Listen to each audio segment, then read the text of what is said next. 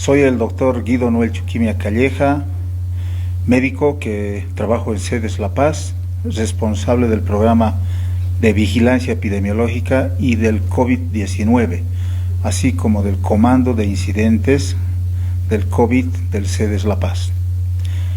Vamos a hablar un poco y especialmente sobre lo que significa la actualización de datos y el comportamiento de la pandemia a nivel de nuestro departamento. Inicialmente, tenemos que referirnos a que esta enfermedad, por primera vez desde hace ya aproximadamente 9 meses atrás, se ha visto que esta denominada pandemia ha cobrado la vida de más de 1 millón de personas y lamentablemente, por lo que hemos visto, por lo que se ha notificado, ha infectado a más de 30 millones en aproximadamente más de 190 países. Y en estos tiempos el número de infecciones sigue aumentando y existen preocupantes indicios de nuevas oleadas. Eso es lo que hoy día estamos viendo, estamos escuchando. Se viene una segunda ola. Para otros lugares ya están esperando la tercera ola inclusive. Y lo más preocupante, seguimos sin conocer a fondo el virus, su comportamiento y todo lo que conlleva. Pero hay algo que sí está claro. No estábamos preparados para esta pandemia, lamentablemente, a nivel de todo el mundo. No hay país que haya estado debidamente preparado. Si bien algunos países contaban con infraestructura adecuada, los recursos, los medios, otros medianamente, otros escaso, pero todos no estábamos preparados. Ahora hay algo que mencionar. La pandemia a nivel mundial muestra diferentes, hasta extraños comportamientos. Eso también hay que mencionarlo, ¿no? Entre ellos, por ejemplo, la baja incidencia de la enfermedad en el continente africano. Todos sabemos el nivel de desarrollo socioeconómico de esa área geográfica. Sin embargo, el catalogarlo como tal les hacía muy vulnerables a esta pandemia. Sin embargo, los datos estadísticos con los que se cuenta nos indican que la incidencia ha sido muy baja, la letalidad muy baja en este continente del planeta. De la misma forma, en el resto de los países del mundo, la enfermedad se fue extendiendo dentro de cada territorio, ¿no? En forma desigual, no al mismo ritmo tal vez, algunos más acelerado, dependiendo de algunos factores. Esto hay que mencionarlo, hay que conocerlo, ¿no? Atravesando las diferentes fases de la pandemia, las diferentes etapas que se ha visto. Pero tenemos que saber algunos conceptos muy importantes. Por ejemplo, ¿cómo se transmite el coronavirus? Tenemos que hacer un recuerdo de cómo se ha propagado esta enfermedad. Y rápidamente vamos a mencionar. Una persona puede contraer esta enfermedad, la COVID-19, denominada de esa manera, por contacto con otra que esté infectada por el virus, definitivamente. Hay mucha discrepancia en estos mecanismos, pero algo puntual, lo estoy reiterando, es el contacto de persona a persona, ¿no? ¿A través de qué? De esas famosas gotículas que salen despedidas de la nariz o la boca, ya sea al toser, estornudar, de una persona infectada a otra que no lo está, ¿no? Sabemos que estas gotículas no llegan muy lejos, por eso se ha estimado hasta en distancias, aproximadamente 1.5 metros, hasta 1.8 metros, ¿no? Por eso es importante, lo decimos siempre, lo reiteramos, mantener al menos a 1 metro de distancia de los demás, cuando hablamos de distanciamiento. Y obviamente es importante los lavados de manos frecuentes con agua y jabón, o un desinfectante que se pueda tener en base de alcohol, preferiblemente al 70%. También tenemos que mencionar rápidamente el periodo de incubación de esta patología, y se estima aproximadamente 5 días, con un rango obviamente desde 2 hasta 14 días, ¿no? Es eso lo que se estima para el periodo de incubación de la enfermedad. Vamos a mencionar algunos signos y síntomas que es muy importante conocerlos y que tenemos que identificarlos en la práctica diaria al momento de hacer el abordaje de los pacientes en los diferentes escenarios del sistema de salud público. Ningún conjunto particular de signos o síntomas puede discriminar de manera confiable, por ejemplo, SARS-CoV-2 de otra enfermedad respiratoria viral como la influenza. Y ahí tenemos una característica muy importante, el inicio subagudo a agudo, tos no productiva, tos seca, fiebre o un cuadro febril, a menudo de bajo grado, o no inicialmente mensurable, ¿no? Que no se puede a veces medir, pero sí el paciente refiere que está con esa alza térmica. Algunos casos de episodios diarreicos aislados se ha visto que preceden generalmente a la tos y fiebre, muchas veces precedida por anosmia y ageusia. Se pierde esa capacidad sensitiva que tenemos, ¿no? Del olfato o del gusto. Dolores musculares y cefalea. La cefalea es uno de los síntomas más capitales que estamos identificando. Y al final, cuando va evolucionando el cuadro, falta de aire y o dificultad respiratoria. La mayoría de las personas, ojo, hemos visto en la práctica de haber atendido varios pacientes, de haber visto pacientes, se recuperará espontáneamente con atención de apoyo. Las complicaciones incluyen procesos neumónicos, insuficiencia respiratoria, falla del sistema multiorgánico. Ojo, los niños tienen tendencia a tener una enfermedad más leve que los adultos. En adolescentes y en adultos, por ejemplo, en los Estados Unidos, se ha visto, por los datos que tenemos disponibles, casos de embolia cerebral o pulmonar y un desenlace fatal, súbito. Es importante conocer también la línea de tiempo de la infección por coronavirus, desde la aparición de síntomas, la instauración de algunos signos y síntomas y el desenlace que va a tener en tiempos, para poder tener con certidumbre cuál ha sido la ruta de un caso positivo de COVID, para hacer el seguimiento, para hacer el estudio respectivo.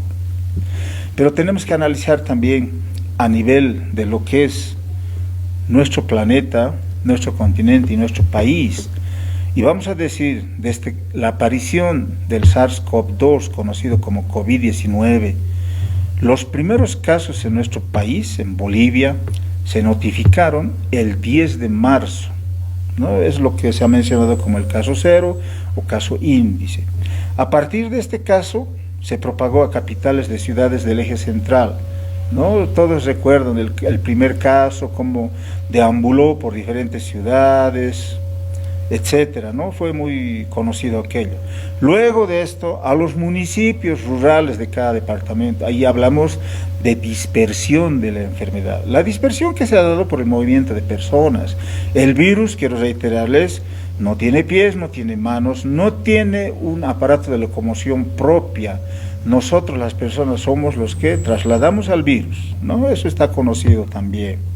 Entonces estamos hablando que aproximadamente 235 días de transmisión persistente, de ágil y alta difusibilidad silenciosa, especialmente cuando nos tocó vivir la crisis en los meses de mayo, junio y julio. Y esto ha llevado a efectos devastadores en la economía nacional. Descenso del precio de las materias primas, paralización del aparato productivo por más de 3 meses aproximadamente, en un escenario donde el sistema de salud, a través de las redes de salud de los establecimientos, han visualizado su precariedad y falta de recursos humanos. Lamentablemente, la pandemia ha desnudado cuán precario ha estado nuestro sistema de salud. Y si actualizamos algunos datos, por ejemplo, al 25 de noviembre, a nivel nacional, hemos notificado 144.276 casos y 120.209 recuperados, lo que hace un equivalente a 83.3% en su tasa, y con fallecidos de 8.933, que da una letalidad de aproximadamente 6.2%. En La Paz el panorama es el siguiente: al 25 de noviembre tenemos notificación de 35.437 casos, 31.921 recuperados. Esto de los recuperados da una tasa de 90.1%, muy importante, y la letalidad por cada 100 enfermos del 3.3%, ¿no? con 1.666 casos. La letalidad es la más baja de todo el país. Aquí de pronto, haciendo un paréntesis, podemos comentar que si bien tenemos la subnotificación o subregistro, que es muy importante y hay que mencionarlo. Sin embargo, los datos oficiales nosotros los tenemos a disposición y es lo que publicamos y se notifica oficialmente. Esta situación que se ha vivido, que aún vivimos, ojo, porque la pandemia no ha terminado, mucha gente piensa que ya ha llegado el fin de la pandemia, pero nosotros vivimos en base a un espejo que es el continente europeo, donde de acuerdo a las noticias todos ven cada día cómo está la situación de la pandemia, ¿no? Ellos están viviendo la segunda ola, hay ciudades, países que han declarado toque de queda, estados de excepción, para poder frenar de alguna forma la dispersión de la enfermedad en esta segunda oleada que se está viviendo. Pero diremos que la situación que se vive nos obliga a cuidar sobre todo la integridad física, la salud y la vida, que es importante, de nuestros habitantes en el Departamento de La Paz. Apoyando obviamente, ¿no? Eso es como instituciones estatales, el progreso, el desarrollo socioeconómico, articulando muchas fuerzas, iniciativas entre las diferentes instancias, ¿no? Estado central, gobernaciones, municipios, comunidad, todo orientando a un objetivo que es el accionar hacia la prevención. Eso es lo que no debemos descuidar, porque lamentablemente estamos en ese camino de olvidar algunas costumbres que nos ha llevado no solo a frenar esta pandemia en su momento, sino también a disminuir o frenar otras enfermedades. Nótese en los registros de enfermedades de compromiso del sistema respiratorio, como son tuberculosis, casos de influenza y otras relacionadas al buen hábito que hemos estado instaurando todos, se ha visto una baja notificación. Sin embargo, esa costumbre no la tenemos que perder, ¿no? Entonces, también mencionar en lo que nos ha tocado vivir en la pandemia, inicialmente tenemos que mencionar algunas fases ya establecidas de la pandemia. La primera fase de preparación, cuando ya teníamos noticias al inicio de la gestión que estamos ya por culminar, lo que pasaba en el viejo continente, nosotros lo estábamos esperando y medianamente habíamos tomado acciones para estar preparados. La segunda fase llega posteriormente, que ya es la de contención, donde ya tenemos el contagio, llegaron los primeros casos importados y nosotros teníamos que responder como sistema de salud a este accionar dentro de la pandemia.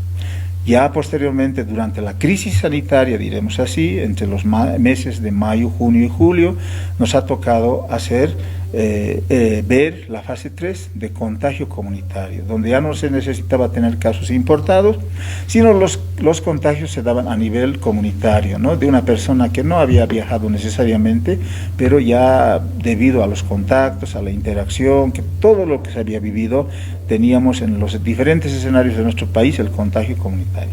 Y actualmente estamos todavía en la fase 4, que es la de transmisión sostenida, donde nos ha tocado vivir un pico de los contagios aproximadamente en el mes de agosto, finales del mes de agosto, y desde el cual ya estamos viviendo la fase de descenso, o llamado desescalada, o de supresión epidemiológica de la enfermedad, ¿no? En el momento, una meseta que se ha ido prolongando con con un descenso muy marcado de los casos que estamos viviendo. Esas 4 fases son las más importantes. Podemos mencionar una fase 5 y 6 tal vez, cuando las medidas anteriores no han tenido éxito, donde ya la enfermedad un poco se ha descontrolado, diremos así, pero reitero, nosotros estamos en la fase 4 de transmisión sostenida que nos ha tocado vivir.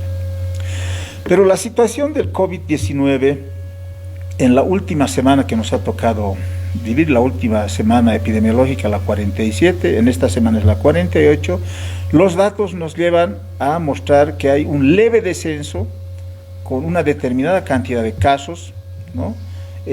Comparando con las anteriores semanas epidemiológicas, en los diferentes departamentos se está viviendo esa realidad. Pero lo que nos interesa básicamente es mencionar ¿Cuál es la situación a nivel de nuestro departamento? Y vamos a referirnos rápidamente a 3 municipios grandes, que son La Paz, El Alto y Viacha, ¿no?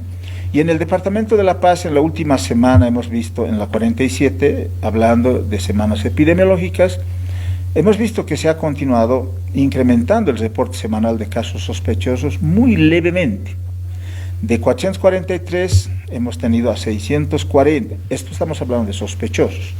Estamos mostrando una gráfica que van a poderlo apreciar.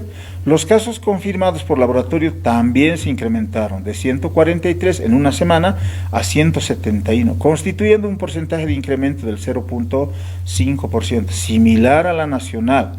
Sin embargo, se debe considerar que la Seguridad Social, las cajas, reportan casos acumulados, y lo que hace variar, alta variabilidad se presenta cuando se acumulan los casos en los laboratorios. Lamentablemente, dependemos de los reportes de laboratorio para poder identificar esta situación. También hemos visto que la cantidad de fallecidos se incrementó 3 veces entre ambas semanas, de 6 a 18 fallecidos. Respecto a la ocupación de camas hospitalarias, en la última semana hemos tenido descenso del 18 en el promedio de ocupación en la semana previa, es decir, de 140 camas en la 46 a 115 camas. Entonces, conclusión en este análisis, aún la pandemia está presente. Estamos muy, diría yo, disimuladamente viendo un leve ascenso en la notificación de casos. Si bien estamos considerando algunos pequeños factores que podría determinar esto, sin embargo la situación nos indica que definitivamente no tenemos que bajar los brazos para poder ver y analizar la pandemia en nuestro departamento, ¿no?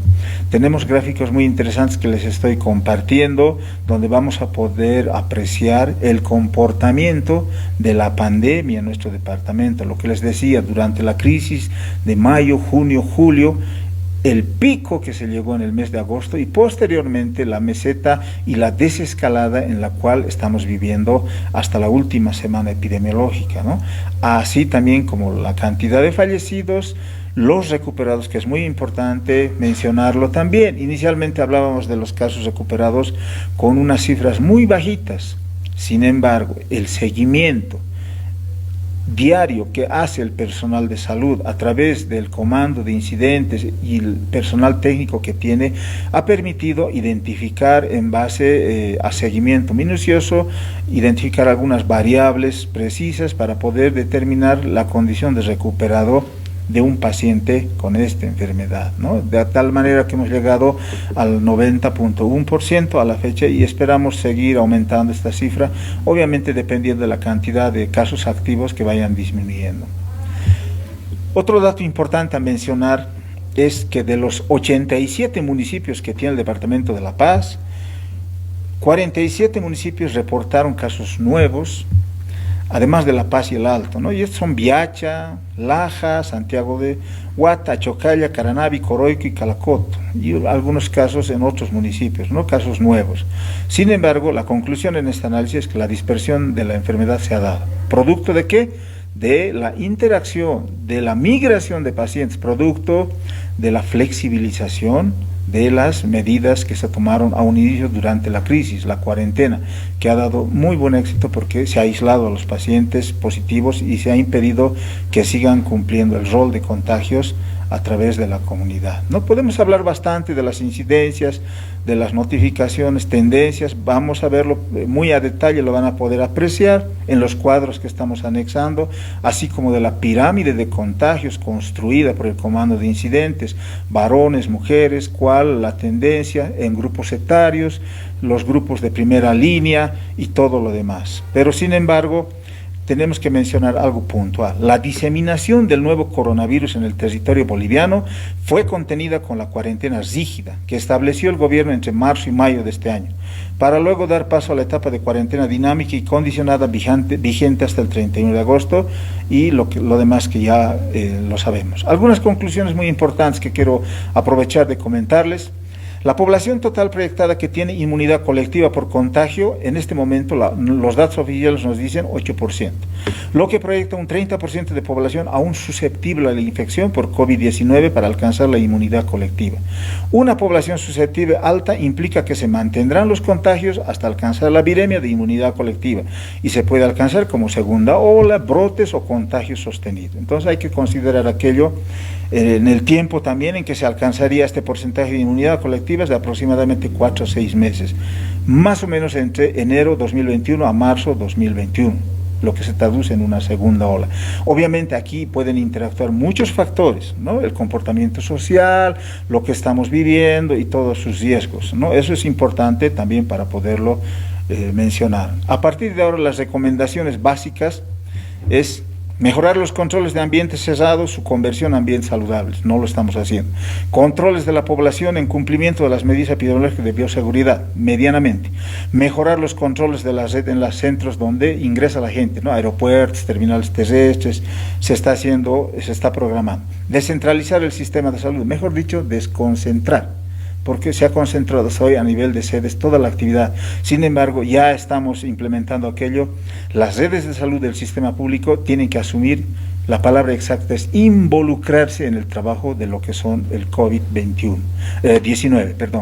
Mantener un seguimiento de vigilancia epidemiológica geolocalizada. La vigilancia epidemiológica ahora es importante, la intensificada que tenemos que realizar en todos los establecimientos, en los diferentes lugares, a nivel de la población, especialmente para poder tener un control efectivo de lo que es esta patología. Y voy a terminar la exposición aprovechando este pequeño resumen, si bien tenemos bastante material para compartir, diciendo, ¿qué hace de especial al COVID-19? 1, es un patógeno nuevo. 2, no hay tratamiento a la fecha. 3, todavía no tenemos vacuna. 4, los picos de incidencia que se han visto son muy elevados. 5, ha existido una menor oportunidad de atención médica, ¿no? Y la mayoría de los pacientes se recuperaron con la ayuda de medidas de apoyo y soporte ventilatorio. La tarea que viene ahora es muy grande para todos, para el personal de salud, para la población y todos los que interactuamos en estas tareas, a poder estar mejor preparados, tomar muy en serio las lecciones que hemos aprendido de esta, llamaremos, primera parte de la pandemia. Si no lo hacemos así, será en vano, será insuficiente todo lo que hemos visto, lo que hemos vivido y lo que nos ha tocado en algunos casos sufrir, ¿no? Hay mucha gente que se ha ido, conocidos, amigos, en memoria de ellos tenemos que alzar aún los brazos, trabajar, no bajar la guardia y seguir en este camino que al inicio nos hemos trazado. Muchísimas gracias.